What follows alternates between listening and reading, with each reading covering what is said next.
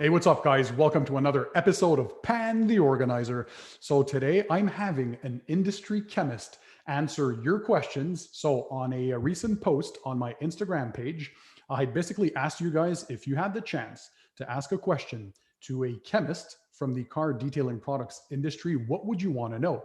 So my special guest today, you've probably seen him before on my channel. I'm happy to have him. So he's Chris Gallahar, Director of R&D for B&B Blending and Adams Polishes. Chris, how are you? Doing wonderful. How are you? Thank you. Well, I'm doing well. And well, it's the middle of winter here in Canada. You can see the background that I put on is Montreal, but that's because it looks nice. But in reality, that's not how it looks like right now. We're snowed in, minus 22 degrees Fahrenheit weather or minus 30 degrees Celsius. It's just a mess. Yeah, we got a snow day going on here too in Colorado. Colorado, good. So basically, you're here today because I have many questions that I've added up in a few pages here from my viewers, and I've sprinkled a few of my own questions as well. And what I want basically is for you to answer them from a chemist in the industry kind of perspective. And yeah, there's a lot of good ones in there. By the way, guys, if you have any more questions after watching this video, drop them in the comment section under this video. And that way, well, I think it's going to be popular enough for us to make more of these types of videos where we answer your car detailing questions. So Chris, let me jump right into it. I want your answers to be as short as possible. And of course, for everyone to understand, I know I have a background in molecular biology and biochemistry as well. So I know scientists, we often dig into the details a bit too much, but we got to make sure everyone understands, because I've always said to my viewers that knowledge is power. Right. And I want them to basically understand the ins and outs of the detailing world. And basically, yeah, with more knowledge, you kind of understand what you're doing better. And yeah, so are you ready? Question number one. Absolutely. All right. So what's the difference between a quick detailer and a spray wax? Essentially, the difference is in the name itself. It kind of gives the user an understanding of what they're about to use. Usually in the case of a quick detailer, those are meant to be used on a slightly dusty vehicle or as like a touch-up, whereas a spray wax is something that actually has protection built into it. So it can be anything from a carnauba emulsion to any sort of other synthetic polymers or silicones. So spray waxes should go on a clean car. Quick detailers can go on a slightly dirty car. So for example, if it's slightly dusty and you have a bit of fingerprints, or you're at a car show and there's just a little bit of dust, but your car is still relatively clean, you would use more a quick detail spray? Yeah, and those can be really good for all kinds of versatile applications, like spraying onto a pad that you're polishing with, or touching up a surface or wiping off some excess of something. So they're just kind of a high utility product, whereas a spray wax is actually designed to protect. Very cool. Question number two. So there are alkaline cleaners and others that are more acidic. How do we know when to use what type of product in the pH scale? So typically alkaline products, which are higher pH, so 8 and up, those are designed to degrease. So those are going to be things that you're trying to get after stubborn grime, carbon deposits, and those sorts of things. Usually acids, you're going to reach for things that you're trying to break down organic contaminants, like road salts, road brines, films, and stuff like that. So the pH really has to do with how the product reacts. So acids are electron donors and bases are electron acceptors. So it just kind of breaks down different sorts of contaminants and different sorts of grime. So if you're trying to degrease something, you want to go for a high pH cleaner. If you're trying to break down salts and other sorts of organic deposits, you're going to want an acid. So hence, for example, if you have some kind of traffic film or grime, you'd use something more like an APC or an alkaline cleaner. Yep. And if you have a lot of road salts, perhaps some use even a vinegar and water mix or some descaling type agent, right? Yep, and that's why like water spa removers are acidic, or a lot of film degrease or film removers and stuff like that tend to be acidic, or you'll see like acidic washes primarily used in the winter for salt removal. Okay, cool. I like the way this is going. Straight to the point. Right. By the way, guys, if you watch these kinds of videos and you want to let me know that you enjoy them, the easiest way to do so is smash that thumbs up button that's under that video, and also subscribe to the channel for more cool content, right? Okay, question number three. This is often asked by many viewers, Chris. Are detailing chemicals dangerous to our health? So more and more, I think people are conscious of the environment, yes, but for our own health. So is it dangerous to use those kinds of things? Toxicity, kind of like you're describing, tends to do with, is it toxic to humans, the environment, and animals? So if something's non-toxic, it'd be non-toxic to all three. But traditionally, consumer-facing chemicals are not going to be dangerous or toxic unless they're stated on the labels. And there's all kinds of requirements to have on there in order to warn an individual that it's there. Traditionally, if you're using a product frequently, like in a body shop or in a detail shop or something that's part of your profession, you'll end up having a product that has an OSHA label on it. And you can identify an OSHA label by the pictograms on there. A consumer product will not have the pictograms because your exposure to it is so infrequent that there's no real chance for buildup or any sort of like bioaccumulation in your body or anything like that. And then, of course, as chemists, we're very aware of what is going to go into the product and how frequently the user is going to be exposed to it. So we tend to use less harsh chemistries, much more green chemistries, as you'll hear it called, in a consumer-facing product than in a professional product. And it's because the professionals know what they're using, so they usually have the right PPE for the task at hand. Yeah. So by PPE, you mean personal protection equipment, just for those who are wondering. So I usually tell my viewers too, when you're detailing, don't take chances, like use common sense. So nitrile gloves, things like glasses if need be as well, work in a well-ventilated space, respirators or masks, at least if you're applying things like ceramic coatings or more volatile type chemicals. Yeah, just use your common sense. I mean, as a chemist, I always wear gloves, even if what I'm working with is a detail spray, but it's just out of an abundance of caution. Yep, me too. And they see that in videos. All right, on to question number 4. Why don't paint protections last forever? Wouldn't it be a miracle to have a product that is only $10 that you spray on and it lasts for a decade on your paint? So why don't all paint protections last the longest amount of time? I mean, the reality is we want to give everybody those sorts of things. It just doesn't make any commercial sense, but non-cynically, it more just has to do with there's just limitations to how much product we can build into these chemicals. We as chemists are working with raw materials that are engineered to have certain qualities and characteristics. And the fact is their protection is just finite. So we can monkey around with the loading level of these actives in these products, but there's also often a backlash of having too much active ingredient will actually make the product not very practical. You know, you can't just load up something like a ceramic coating with unlimited amount of resin in it because you have a finite amount you can fit in a bottle. The resin itself has a finite amount of activity to it. A lot of chemicals aren't 100% active. And if you just made a bottle full of resin, it'd be like wiping glue onto the surface and it wouldn't be any practical use to an end user. It's just kind of sometimes too, more isn't necessarily more either. You know, like we can't just keep loading abrasive into a compound and it just cut better and better and better. Yeah. You'll actually get to a point where you're like, now it's just dusty, doesn't cycle well, isn't cutting better, it's actually cutting worse and it's marring the surface like crazy. So having some restraint when you're formulating makes all the difference. Is it possible also that depending on the type of product, for example, so if you have a spray-on type protection, typically they won't last as long as the full-blown coatings, those in glass bottles. So is it a question of, well, the type of chemistry you have behind the product? And obviously the price goes up if you have better chemistry and longer durability? In some cases, yeah. I mean, obviously, I get a lot of, can you make this thing perform better, but actually cost less? And I always laugh and say, well, why would I make it cost more arbitrarily? But some of it has to do with like the previous question about safety too. Like you don't want to have a really high actives coating that you're spraying. Because if you're volatilizing it into the wind and you're getting it all over the user, all over unintended surfaces, it can be really bad if it's too active. You know, again, all things in balance. I get your point. All right, question number 5. This is another popular one. Why do iron removers smell like rotten eggs? Is it possible to remove that odor? Because we know inside there, I often teach my viewers that there's stuff like thioglycolic acid or TGA. That's one of the active ingredients. But what causes that smell and why can't you guys fully remove it? So you're right. It's not necessarily thioglycolic acid. What we're using is a salt of a thioglycolic acid. So you might hear sodium thioglycolate or ammonium or potassium thioglycolate. They're different salts of a thioglycolic acid. So the reason why they smell so bad is because there's sulfur on there. A thio group is sulfur bonded to oxygen. So part of what creates the complex that makes that purple color you see when it's complexing with iron oxides, your nose can pick up to a very fine level, very, very low ppms of sulfur. So it smells like rotten eggs because your nose can pick that up no matter how little we add to the blend. I mean, I can add a drop or two in there, and if you're spraying it, you're going to smell it. And these blends often have quite a bit of thioglycolate in them, which is also why they're so expensive. You need a pretty good amount of the active ingredient in there, to have the complex form in a relatively quick amount of time. And so that means there hasn't been a brand that has found something, an alternative yet, as far as the chemistry is concerned, without using that sulfuric product that will generate that smell, right?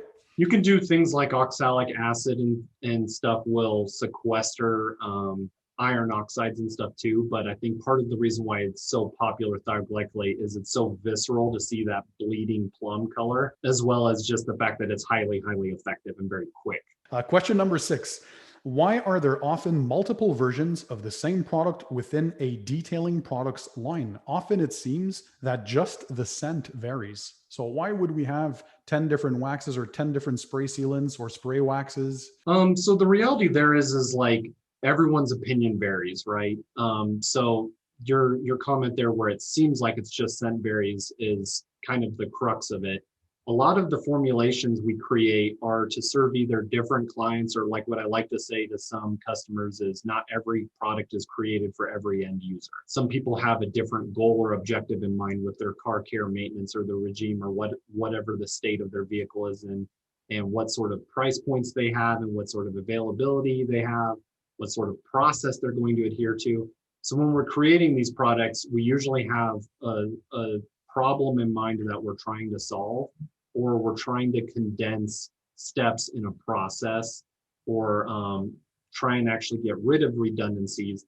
Some of it too, as some of your new users might know from like, seeing me on other videos, is it's difficult too once you launch a new product.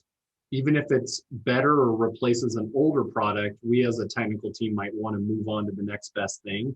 But the old thing kind of stays there. You still see people using carnauba waxes and polymer sealants and stuff, even though we're in the era of ceramic coatings and things like that. And it's just because people have different goals and different interests. It's really difficult, and I promise there's nothing malicious going on where we just want to change the scent and force you to buy it again. The reality is these chemicals are all highly consumed, so there's really no need to try and sell you a different version of it, because you're probably just going to keep buying the one that already is. In the case of stuff like Adams with their limiteds, I'll defend it in the sense that they're trying to do stuff that's fun. So it's a brand that's about making car care fun. Instead of buying the same detail spray every month, you might get one with a flashier label that has a unique color and scent. So it just kind of changes things up. Question number 7 is a big one, Chris. So what kind of testing is actually done by the brands to come up with durability claims? Why are we not seeing the same durability in real world conditions? So I've done a 1-year real world durability test where I had 20 different paint protectants. I think you saw that video. Mm-hmm. And the Adams is doing extremely well. By the way, quick disclaimer, this is not a sponsored video. Nobody paid for this video. However, it did do well, and a lot of products did well, some not as much. And I noticed some viewers were kind of like, well, why are companies coming up with these insane durability claims if they don't live up to expectations, or some surpass expectations? So how do you guys actually come up with those claims, right? Yeah, I might have to spend a minute on this question because it's such an amalgamation and a number of factors that come into it. So we as chemists, we're marketed as well. Like we have chemical vendors that are showing us raw materials and saying, build this unique polymer into your product. It's going to offer your consumer 90 days of beading and sheeting with a really slick feel. So when we're building in this product, we're trying to optimize the formula for loading level of like, is adding more of this going to get you even more durability, or is just a trace of it going to give you that 90-day protection?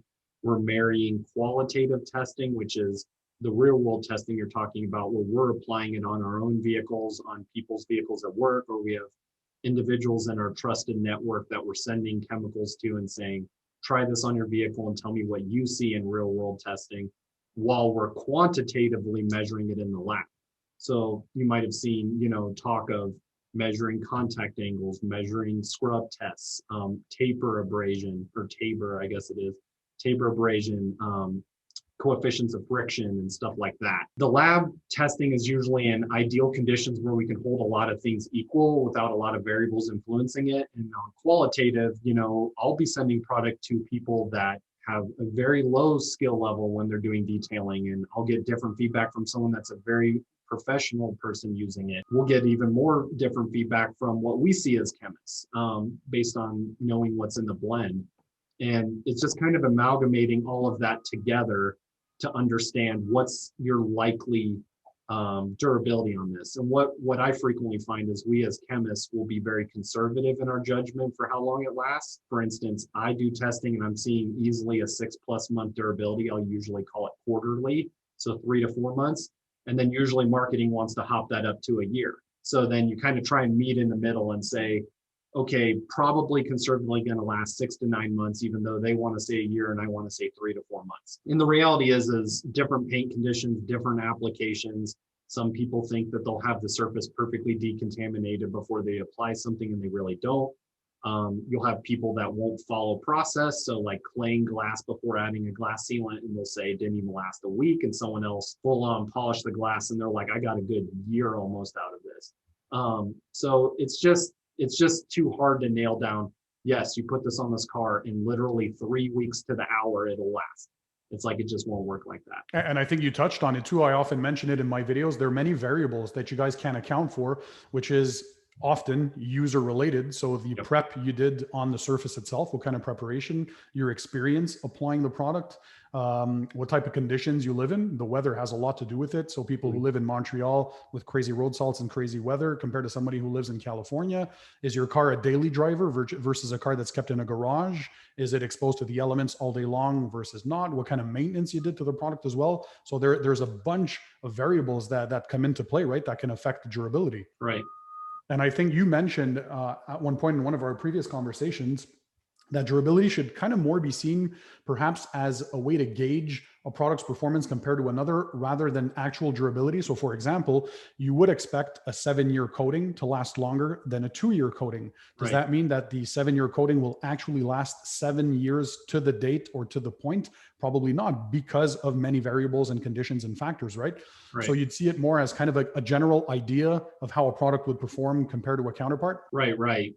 Like I said in a previous video, it's better to kind of consider it like almost like a durability rating more than it is in terms of an actual, here's the guarantee to the date. There you go. I love that. By the way, yes, you do blend for atoms, but you're also B&B blending. And correct me if I'm wrong, but this is one of the biggest third-party blenders in the US for chemicals, if not the biggest. So you guys also do products for many, many different brands out there, right?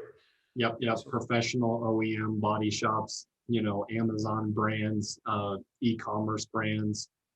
So it always cracks me up when someone's like, well, this is a professional product from a professional company, and this is a consumer product, and they're completely different, and different chemists are working on those things. I'm like, unfortunately, it's the same group of people that are making something that's very, low actives and very easy to use for an Amazon brand. And then, I'm going out to a body shop or OEM and I'm trying to take out, nibs on paint from the paint process, and you have 6 seconds to polish the car.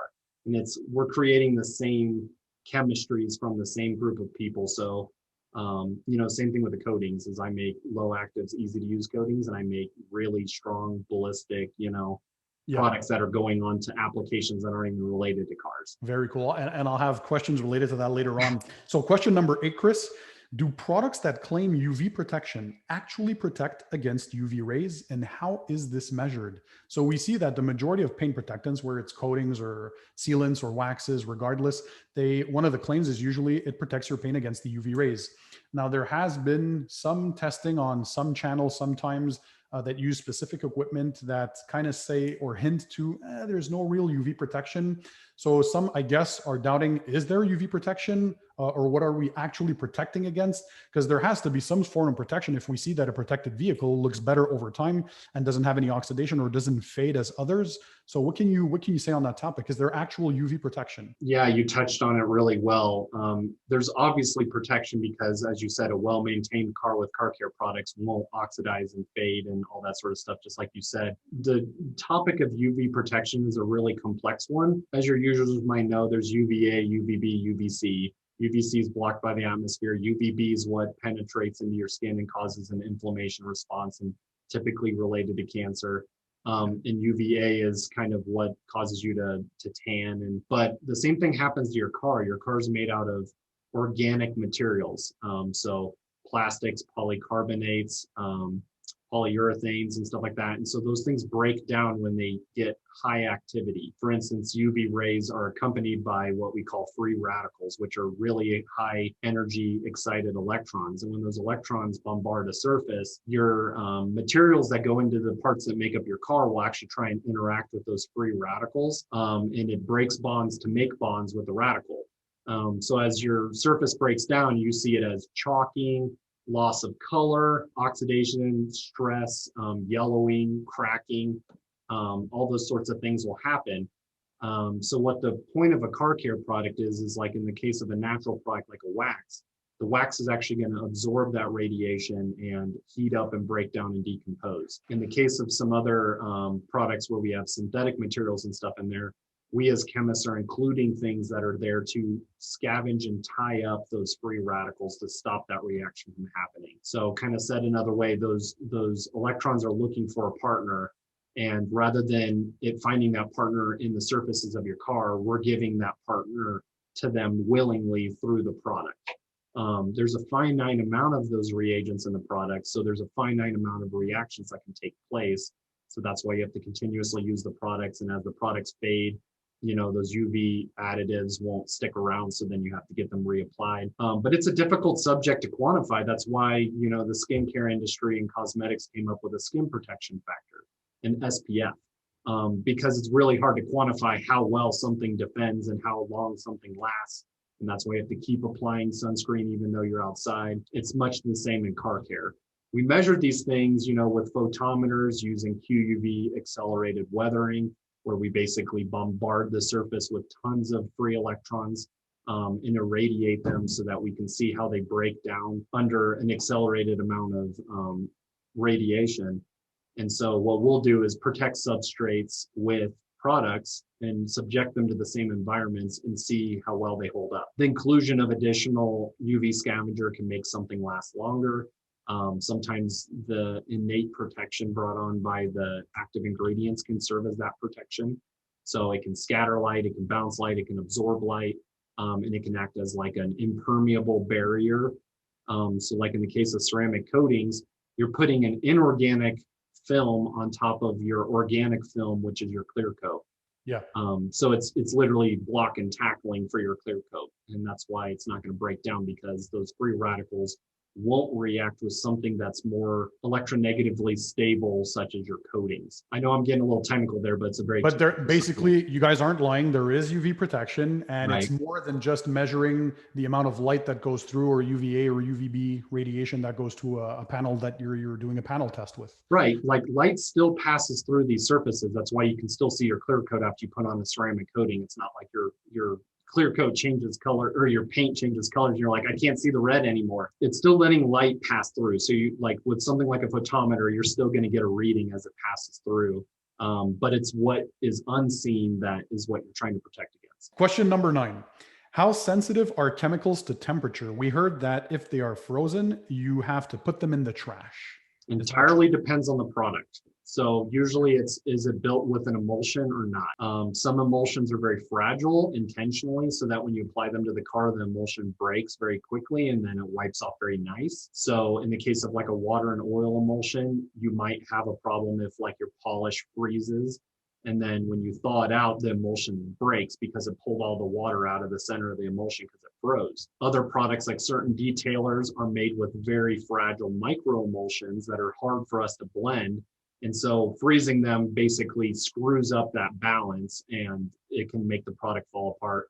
In some cases, if a product falls apart, you can shake it really thoroughly and get it to reactivate and have everything orient back out and kind of rebuild your micro emulsion. But sometimes it can take a good 30 seconds to a minute of shaking, and you're sure as you're shaking this thing that it's not going to come back together.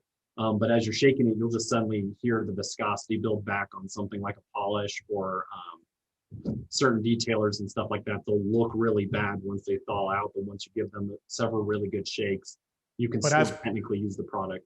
As people don't know these exceptions, is it a general rule of thumb to recommend keeping them from freezing, so as stable conditions if you can? And same with heat. So same with heat. You don't want to, we get people that will put a gallon of cherry wet wax in the back of a hot truck in Death Valley, and then they say, well, it's spoiled. I'm like, would you put a gallon of milk in the back of your car in Death Valley? These are expensive products, not unlike something like a cosmetic. So we try to do our best to build in freeze thaw stability as we describe it. And we do accelerated aging by putting these products in the oven at 52 degrees C for 30 plus days to see how they sit under a lot of stress and heat, because sometimes these products sit in a hot warehouse for a summer. Sometimes the nature of the chemistry just won't allow that, and it just won't allow it to be subjected to such high temperature swings without it falling apart. So let's try and keep them at stable temperatures, which leads me to question number 10. What's the expected average shelf life for detailing chemicals? We usually see around 1 to 2 years. Is that true? Is that? Yeah. Yep. So in industry standards, about 2 years from date of manufacture. So a lot of the products you'll see have a date on the bottle, usually from a screen printer or laser printer, that'll have some sort of numerals to it. For instance, we use a Julian date. So if you see like 21142, that means it's the 142nd day of 2021 that it was made. So you can kind of get a feel for how old is this product. So that bottle of ceramic coating that's been on your shelf for the last 6 years, and you apply it and you're like, why is durability not good anymore? Well, there probably is a reason for that. The active ingredients do have a shelf life, and the chemistry inside it isn't stable for as long, right? Right. We do every effort to make it last longer than that, but I think 2 years from date of manufacture is pretty safe. So question number 11, is the percentage of SiO2 or silica really important in coatings or ceramic spray sealants? Should people be concerned with numbers? So we often see that. What's the percentage? What's the SiO2 percentage? I hate this. I literally answer this question on a weekly basis where someone's like, well, this guy says it's 13.2 and yours is only 13. So it's really irrelevant. It's entirely to do with what ingredients you're using in the blend. You can use a MQ flake resin and it's 100% active because it's a flake, and dissolve it in the solution. Or you can use a raw material that's 50% solid in solution already, and you can use it at twice the loading level. But then when you measure solids, they're going to bend light differently and they're going to read as different bricks or different solids. So it's so irrelevant. It's entirely comes down to, what do you have built around the SiO2? How's the product to use? Do you support the business and the brand it comes from? Do you like the way the product feels and the type of protection it gives? Does the brand have other products that accompany it that you enjoy to use? It's so irrelevant, folks. Like, you really shouldn't waste your time worrying about it. So you should worry about the user experience and the actual product performance in the real world. Yeah, I mean, I've literally reformulated formulas just to bump up the activity a couple percent so that the person can go to bed at night knowing that they have the highest percent to claim. And it's such a waste. Yeah, that usually it's more marketing hype. Right. So question number 12. When a third-party blender blends a chemical for a company, does the brand actually have any control over the formula, or do they simply pick a name, color, and scent, and that's it? That's another one of those incredibly complex questions. Traditionally with us, we tend to own the IP, so we won't tend to blend other people's formulas, nor will we usually give anyone rights to the formula if we blend it. There's been agreements we've entered into before where I'm partnering with someone to develop a formula, and basically they have access to the formula as long as they're buying from our business. So if they choose to walk, we can technically legally lock them up from taking that blend to a different blender and saying, can you make this for me instead? Some people do just come to me and say, can we just get this awesome formula you have as a house formula, purple with grape scent? And some people are like, I don't want anything stock. I want it completely from scratch. And we just use house blends as a starting point in order to tweak around that or modify around that. So it's entirely based on the company. We've also had a lot of people that will bring us their formula and say, can you make this for me? So that's called a toll blending situation. And in some cases we will, but in other cases, they say, make my formula as I provided it to you, but also give me your formula based on what I'm providing you, and like make it better, because they obviously want to have the best formula possible. So I'll frequently make a sample of the formula they wanted, and then I'll give them my kind of take on it, for instance. More often than not, they choose to go with the latter, where they're like, oh, I like this update, it works much better, or it's cheaper, or whatever. And for viewers' knowledge, when you hear things like, is this a white label product? Like what does that white label thing mean?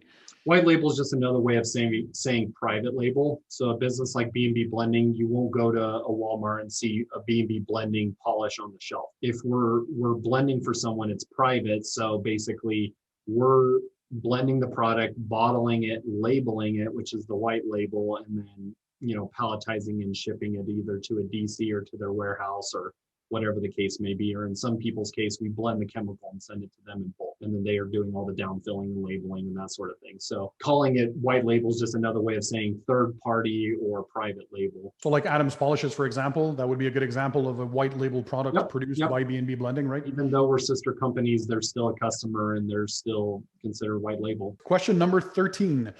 Is it possible to make a coating that has scratch resistant properties? So we've heard of things like self-healing paint protection films or PPF, and one or two ceramic coatings to my knowledge that are starting this kind of heat regenerated scratch rejection, or at least for the light marring. So first of all, is there such a thing scientifically speaking? And is anyone working on producing this kind of thing? Yeah, I mean, obviously I think that's an active area of development, especially in the PPF world where they have some ability to kind of do more of that self-healing.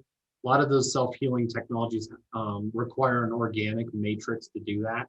So a PPF is vinyl, so it's organic, whereas something like a ceramic coating is inorganic. You can't really regenerate an inorganic surface, whereas organics, you can scratch the surface and that releases polymers that the light can hit to catalyze a reaction to fill it back in. But usually these things are very finite, as in like you can only scratch the same area a few times and then all of the polymer is used up and it won't regenerate anymore. Or it's very expensive to apply, or it can only be applied like adding clear coat to your car. So it's not something we can bottle and give to a layman to wipe onto their car. I will never say never, because as soon as I say this video, someone's going to launch a product that's like, oh, scratch healing. And I'm like, well, shit. So you guys are looking into it, because I think there's, for now, we know that it's just usually marketing hype when people say that ceramic coatings protect against deep scratches and swirls. It can help against the light love marks, the marring from the washing with your mitt or towel drying. But beyond that, there's no real scratch protection. So maybe there's a future in it for that. Yeah, we're always building up the ceramic coatings to be more and more durable to that scratching and mar resistance. It just largely comes down to commercial viability and whether a layman can actually apply it and don't need to bake their car to get the coating to force cure and stuff like that. Exactly. Like the ambient cure is actually a pretty novel thing. So talking about coatings, Chris, that leads me to question 14. What's the difference between a ceramic coating formulated for paint versus one, let's say, formulated for plastics versus one formulated for glass? So try to keep it as simple to understand as possible, but we've seen some coatings that are only made for wheels, that are only, others that are made only for plastics. Some are only glass coatings and some are only paint coatings. Others, like the Adams graphene ceramic coating, can be applied on glass, on plastics, on paint as well. So what makes them versatile? So what makes a specific surface coating compared to one that's more versatile? What are the differences in easy to understand terms? Yeah, it largely has to do with what reactive sites you have to do work with, or what exactly is the end use of the product. So for instance, if you're building in slip additives for a coating so that it wipes on and off paint really well, you really don't need that in something like a plastic coating where you're just going to wipe it on and it's going to absorb into the plastic and actually permeate it. Something for glass, for instance, I was showing a really novel glass sealant to a customer and they were like, will that work on paint? And I showed them when we wiped it on paint, it didn't do any work. It didn't bond. And they're like, how the hell, why didn't it work? And it's because you have different reactive sites to work with on the surfaces. You kind of think of it like Velcro, like some things have hoops that you can bond to and some things are missing the hoops and they're smooth and you can't do any reaction to make it bond. Something like, a coating for paint, you're going to build hardness additives to make it scratch and mar resistant. But you wouldn't want to take that paint coating and put it on your leather seat because then it's going to make your seat crunchy and brittle and slick. And that's not desirable. So you have to tweak the formulation for what the end use is. So are surface specific coatings better in performance on that surface compared to a more general or versatile type coating? I would certainly think so. So something like, a paint coating, you're either going to have, you can wipe it on plastic, for instance, but it's not going to darken the plastic as good as something that's designed specifically for plastic, or it's going to be overly expensive than a less pared down coating, because you have all these considerations and ingredients built into it that aren't applicable to plastic. So as usual, if something's got like a jack of all trades characteristic, it doesn't tend to do any of those jobs better than something that's more specialized. All right, Chris. So question number 15 is the environmental impact taken into consideration when you guys are formulating products? Absolutely. The problem with it tends to be is we're making products that have a low toxicity, like I spoke to before, to the environment, to people, and to animals and stuff like that. But those products don't tend to perform as strongly. So what you'll tend to see is people don't want to pay a higher price for a product that doesn't work as effectively and is more expensive simply because it has environmental impact. So I know that's kind of, I guess pessimistic, but when we tend to create like eco products or products that are less hazardous but safe for the environment, people don't tend to reach for them on the shelf because it's almost synonymous with less effective too. And they want to get the bang for their money. So when it's more expensive and weaker, they're like, why the hell would I reach for that? So we tend to say in the industry that people don't want to pay for it. But we do have all kinds of different surfactants and various ingredients that are on safer choice lists, as the EPA calls it. So these are things that have low toxicity testing. It's like they're not harmful to fish or waterways or people's eyeballs. And so there are ingredients that work well, but they've already been shown to have a low toxicity. So then they're able to have like the green leaf and the check mark and stuff like that. So it's good to see that the industry is actually looking into this and to keep ourselves safe when we're detailing. Yeah, I think it's going to become more and more prevalent. So Chris, question number 16. This is one where I often see a lot of confusion as well from viewers. What's the main differences between an all-purpose cleaner, also known as an APC, and a degreaser? A lot of people confuse both, or they use one or the other for whatever use. So what are the differences between both products? In which cases would you use one or the other? Yeah, kind of like the first question, this is in the name again. So a degreaser is usually a heavy alkaline product. So the pH is buffered to stay up very alkaline so that it breaks through grime and oils and really difficult to emulsify contaminants. So they tend to be very harsh. They're products that, like, if you get them on your hands, they'll kind of defat your hands and dry your hands out and skin.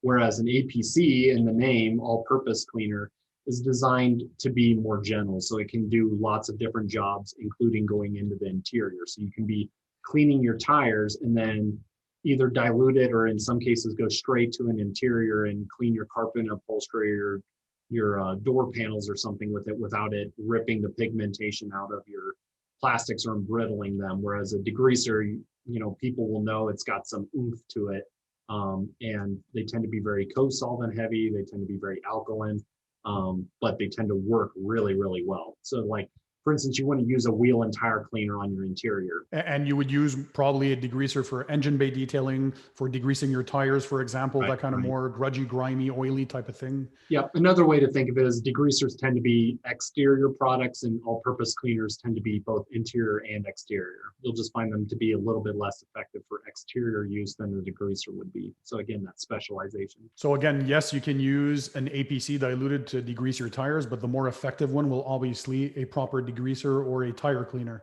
Yep. Question number 17, can iron removers and tar removers damage the paint? So although they're formulated for that, some are scared that these are like super harsh chemicals, and a lot of people don't know that even iron removers, sometimes they're pH neutral. So what's your take on, are they dangerous for paint? Yeah, iron removers won't be dangerous for paint if they're allowed to dry on something like plastics or glass. They can leave some pretty bad streaks and kind of almost like etching. It's not so much that they're hurting the surface as much as like they're kind of embedding in the surface. Or in the case of an iron remover, it can actually find the pigments in the plastics and kind of strip those out. So iron removers, not for paint damage, but other surfaces. Tar removers, it largely has to do with what ingredients constitute the tar remover. So if it's something like acetone base, it could definitely soften the clear coat and damage it. Other ones will have things like xylene and stuff that aren't necessarily as aggressive to something like clear coat. Usually the best way to use something like a tar remover is to get it on the surface, agitate it, and then get it off. There's no real need to let it prolong. And doing multiple applications rather than long dwell times is usually the smarter way to go about it. Question 18, what's the general process involved in creating a product? So from the concept on paper until the creation in a lab. I So love now that that. we have you, I think it's a very cool question. I love that one. So it all depends on the chemist.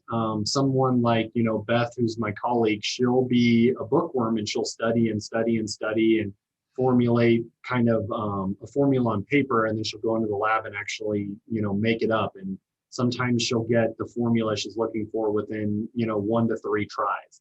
And then you have other people that are like me, where I'll do a light amount of research, or I'll pick a starter formulation I think is a good base to get me 75% of the way there. And then I'm just kind of going in the lab and doing it over and over and over, because I have to see how the blend comes together. I got to like feel the abrasives and see the product come together for me to kind of conceptualize it. Or, I'll go into the lab and make up the formulation and find out it doesn't come together the way I thought it should, and it's crap. So I have to go back to the drawing board. So it just depends on your approach, whether you're more of like a roll up your sleeves and go make it versus someone that's more cerebral about it. Oftentimes we'll get inspiration from all kinds of weird avenues, like when we were coming up with Mega Foam, it came up in the conversation talking about shaving cream. One of our supply chain guys was like, how does shaving cream work? And then, Beth was describing to him how shaving cream works. And then we were like, what if we built that into a car soap? So then we start like bringing in the raw materials and try some prospective formulations and then showing it to marketing. And it's just interesting to see where the inspiration comes from. I also have a lot of people that come to me and go, I feel like this is a dumb idea, but what if a product did X? And I'm like, you can't really do what you're describing, but it could be done this way. Or sometimes, people are like, what if you took these 2 products and smashed them together? And, someone that's in the lab a lot, not necessarily actually doing the detailing, won't really think of those things. And how does it work? Like once you have a product that you're proud of, you created it, and for you being a blender, so you have it in your catalog per se, do you reach out to the companies and say, hey, we have this new kind of thing now? Or do you wait for them to reach out with things that they want produced? Well, the relationship with customers is different than the relationship with the vendor that showed us the raw. So often I don't want to go to a raw material supplier and say, oh my gosh, this raw material is incredible, because then they're going to go to the next blender down the street and say, B&B is having a lot of success with this raw, you should check it out. Yeah. So often, I'll be like, it worked okay, like it's all right. Whereas like I might be like giddy in the lab being like, this stuff is insanely good. We tend to then make big batches of samples and, gallons of samples, and then we send them out to our trusted network. I'll send it to various people that I trust their feedback and say, play with this, see what you think, like what are you noticing? And sometimes they come back and they burst my bubble and they're like, this is not even remotely as good as you think it is. Or they show me some sort of fatal flaw and I'm like, well, that was cool for a minute. And other times you just see things catch like wildfire, where as soon as someone's seeing something or testing it, they're like, I've got to have this in my lineup. And you've kind of got a home run, and that can be kind of a rush. Question 19, rapid fire style. What will be the next big innovation in the car detailing products world in the coming years, according to you? That's a tough question. That's a tough one, huh? I think ceramic coatings or coatings in general that don't require as much maintenance. I think the public is becoming a little bit tired with, so I have to maintain my clear coat and do all this work, and then you tell me I have to put on the ceramic coating, but I still have to do all this work and maintain it. And they're like, what's exactly the difference? And so I think there's probably an emphasis on formulators right now to figure out how to make these coatings more standalone and not need so much babying. And I definitely see that trend, in the sense that the first trend I'm seeing is the reduction in the amount of coats. So before, we used to see some companies recommend 3, 4, 5 coats. We've seen crazy stuff like 7 layers, and now it's gone down to 1 or 2 coats at most. So we're at least seeing that evolution. And I do agree with you. I think the next one is going to be like zero maintenance.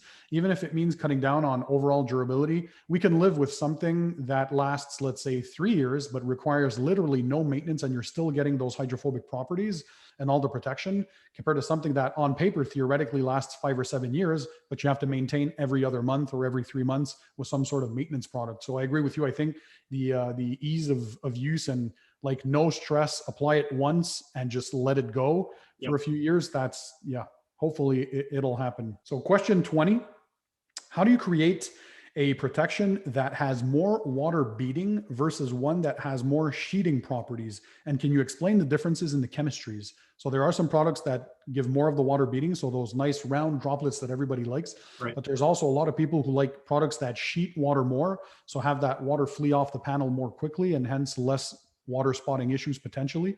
So what's the differences in the chemistry between those two types of products? I mean, largely it's messing around with surface energies. So basically, if something's a high energy surface, it'll flatten water. So things like surfactants and stuff like that are very high energy. So they'll flatten water. And then other things that are very hydrophobic innately, like resinous additives and stuff like that, that don't want to go into water naturally. Once you get those on the surface and you get a film form, they essentially won't do interactions with water, which causes it to bead.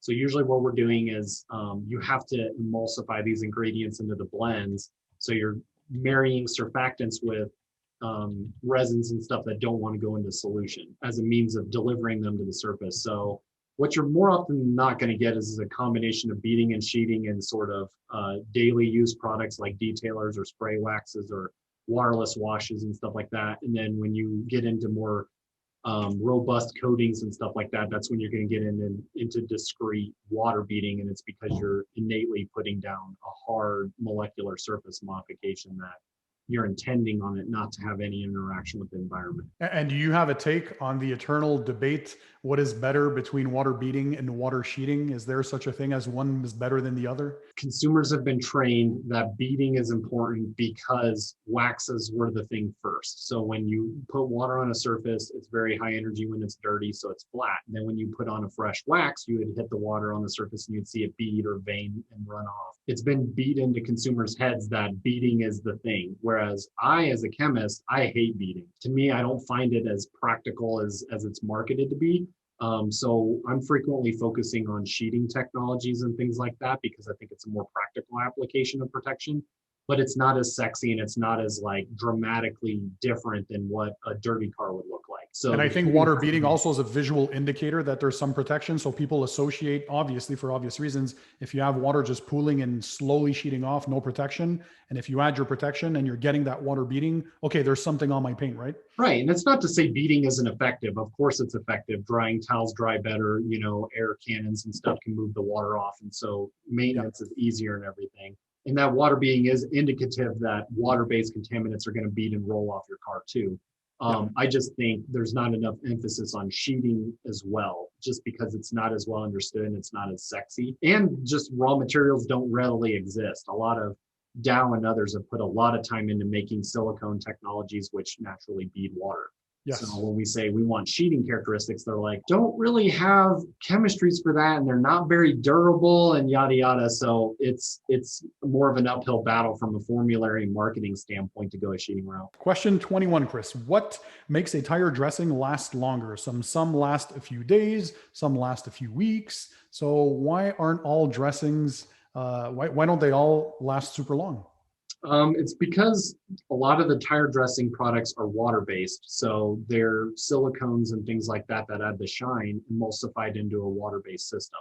We've also got things like super wetters or surfactants in there so that when you apply it onto the tire, you get a nice wet out and it goes on very easy. Because normally a high molecular weight silicone is going to be really frustrating to try and work onto a tire. So there's things we build in there to make it very easy to apply.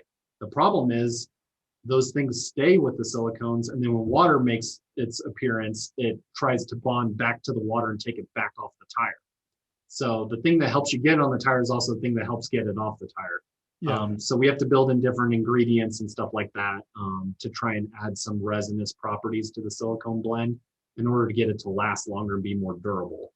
And obviously, the less surfactants you can build into it to hold the emulsion stable and be applied correctly, the more durable it's going to end up too, because you're not going to have that thing trying to yank it back off. And is there such a thing, as we often hear, that water-based dressings are safer on the rubber longer term compared to solvent-based or petroleum-based, those oily, old school looking, super shiny tire dressings? Yeah, I think so. I think that's fair to say.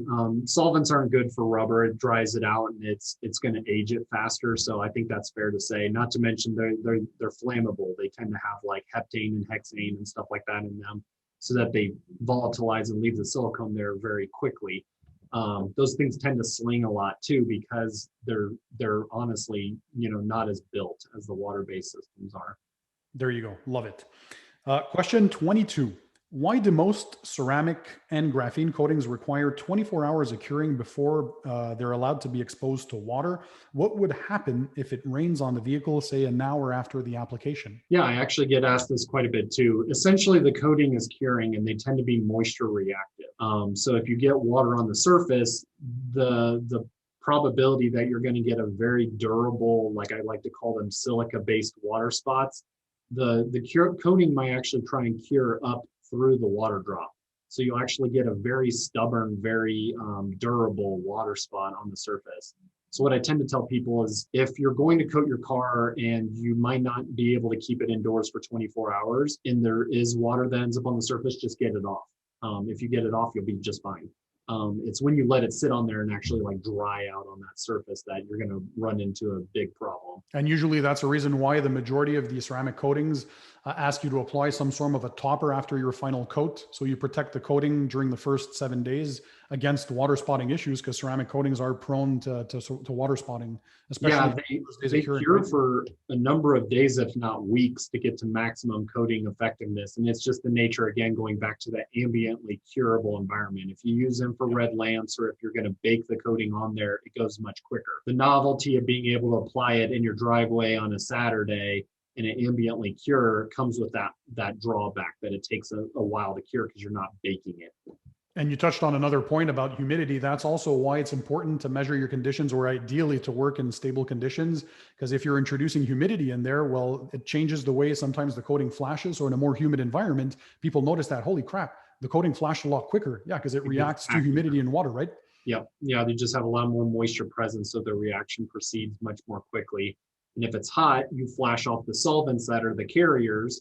So if it's hot and humid, you have two things working against you, and it tends to tack up very fast. So you should work on smaller surface areas and be more quick to wipe it off. That's why ideally, well, always recommended, don't work in direct sunlight. Try to work in the shade on a cool surface. Usually my go-to is 20 degrees Celsius or 68 degrees Fahrenheit. Is there a temperature range that you particularly like for applying ceramic coatings, for example, or graphene coatings? To me, if it's comfortable for you to apply it, like if you're comfortable being outside detailing, you're going to be fine. If it's overly hot where you're like, I can't even stand out here to wash this car or do this application, it's not going to be good to apply it. And if it's so cold outside that you're like, it's a miserable experience to be out here doing this, it's going to be bad for the coating too. Okay, question 23. What makes for a quality car shampoo? So what's important in the formulation? How to know if a shampoo is good? Is more suds good? Is more lubrication good? More foam? And you guys are particularly known for being awesome at creating shampoos, like some of my classics who've won awards on my channel, like the Adams Car Shampoo. And also more recently, I tried the Adams Graphene shampoo version.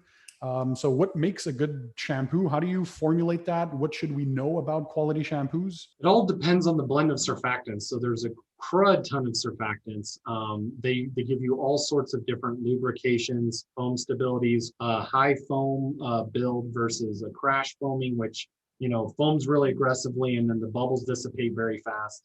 Whether you have any humectancy in the blend in order to keep the bubbles wet and lubricated so that when you're washing the car, it feels very lubricated. What's your primary surfactant? Like if it's like a sodium lauryl ether sulfate versus a dodecyl benzene sulfonate, which I know to your users that'd be really technical, but there's primary surfactants we reach for. So there's types of shampoos, and then there's secondary actors and secondary foam boosters and stuff like that. So it's a pretty complicated question to answer, but I think one of the biggest things is people will like judge a soap simply by its viscosity, and that's a super big misnomer.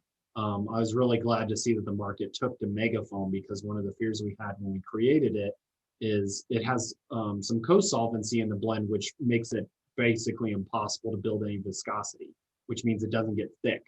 And so when people got it, that one in the graphene shampoo, the solvents that are in it make it nullify viscosity. And so people are like, this is going to work like crap because it's watery. And it's like, that has nothing to do with it. I can make you the foamiest shampoo ever and it has no viscosity. And I can make you the crappiest shampoo ever and it'd be thick as a blob. And it's like, it has nothing to do with it. Just the way we build the blend can make it thick or thin.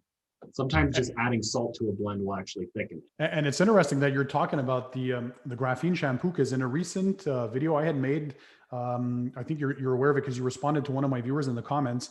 So I had applied the Adams Graphene Ceramic Coating Advanced version on my girlfriend's brand new SUV. Yep. So she got it around Halloween 2021. And 2 months later, I did the first maintenance wash of it.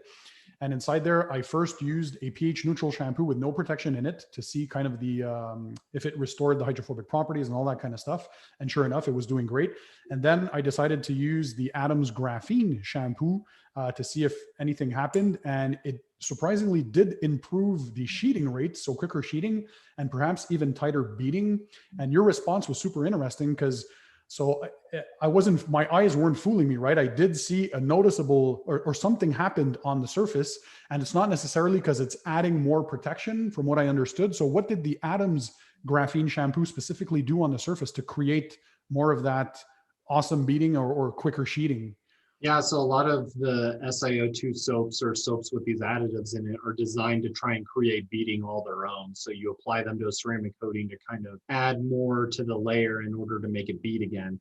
I wanted to go a different route with the graphene shampoo where we actually degreased the coating really well so that the coating can do its job. So we were unmasking the coating's actual properties. I'm like, the coating's going to bead better than anything else I can add into this shampoo. So I'm like, why not just get the coating back to full effectiveness as fast as possible? And I think other brands have had the same concept. But it was actually something pretty difficult to get through our organization and get the marketing team on board with, because they were like, well, we don't, why not just use a script wash? And I'm like, that's overly harsh and it's not exactly what you're going for. I just wanted something that was going to clean stronger than a traditional shampoo without being a full-blown strip wash.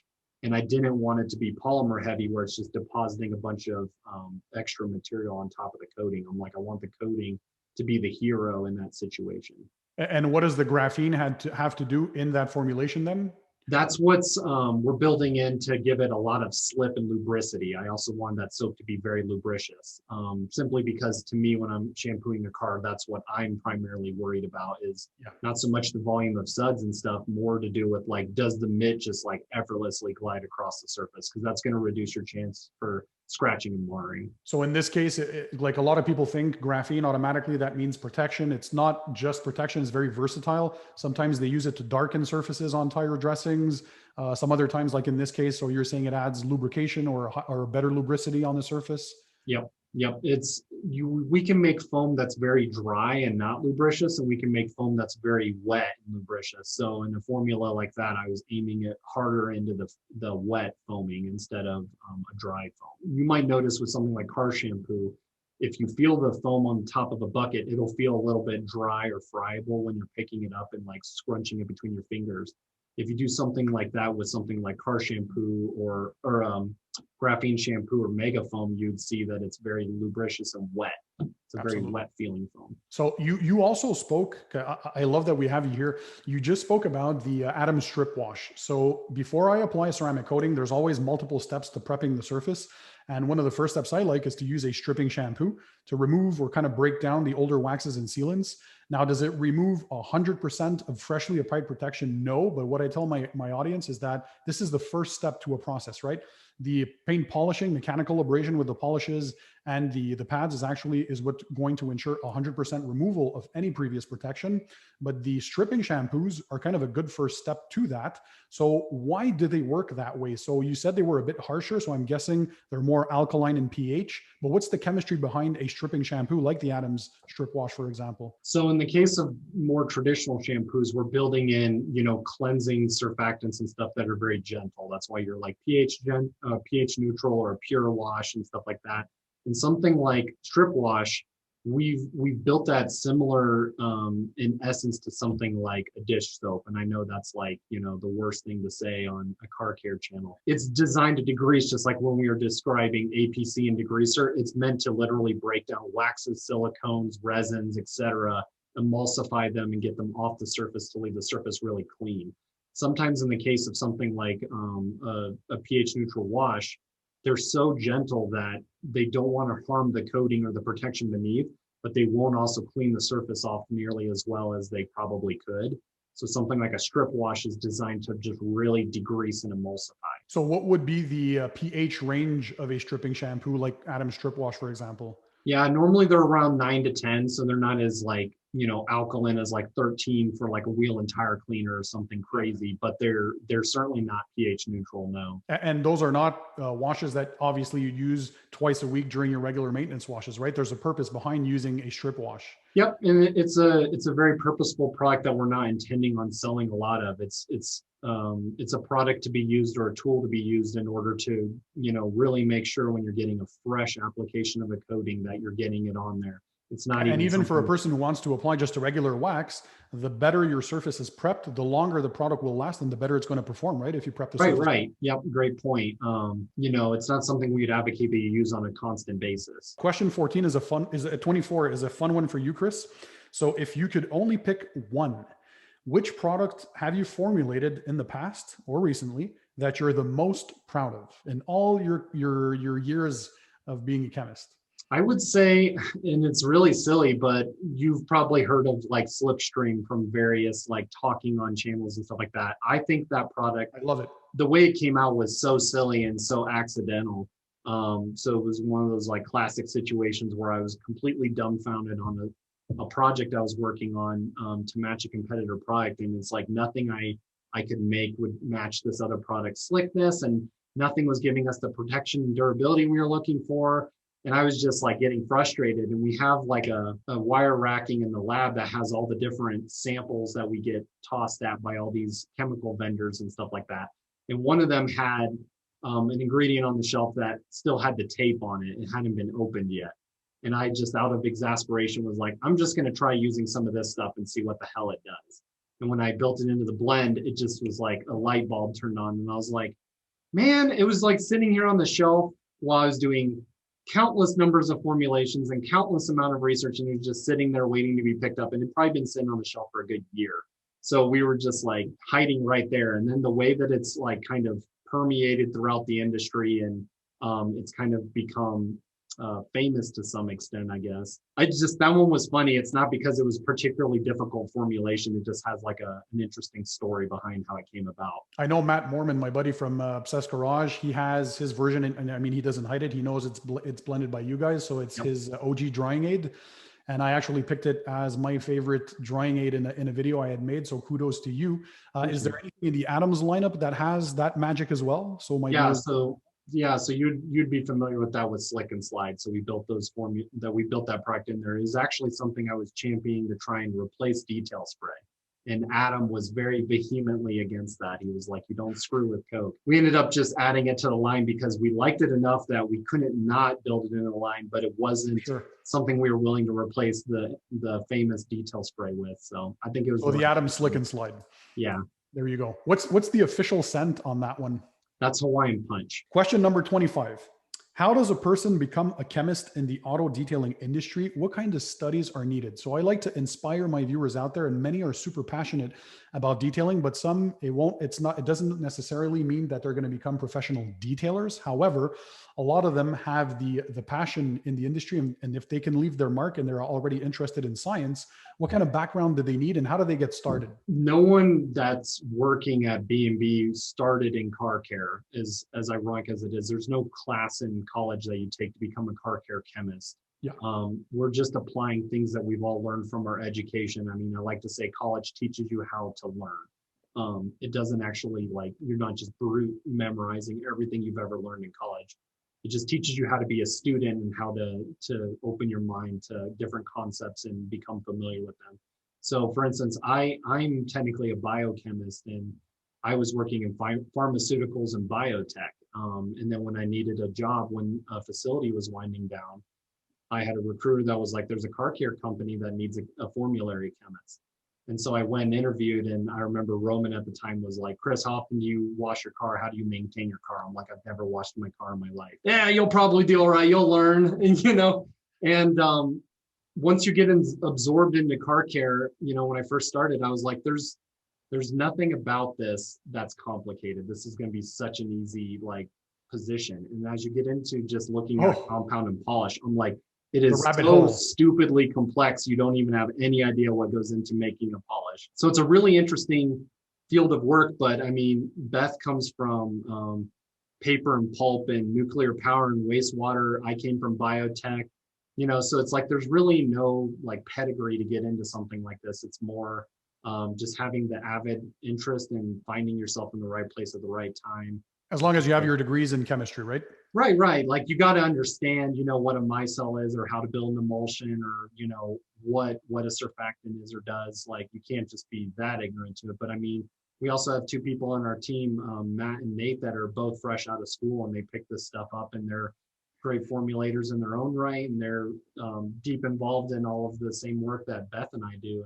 And, same thing. They don't come from a car care background or we're even obsessed with car care. But now for like myself, I'm obsessed with vehicle appearance in cars. I'm constantly commenting on it to my wife when we're walking through Target that I'm like, you can tell this person, takes good care of their car. Or I'm like, look at all the swirls and spider webbing on that car. How do they not have the impetus to want to fix that?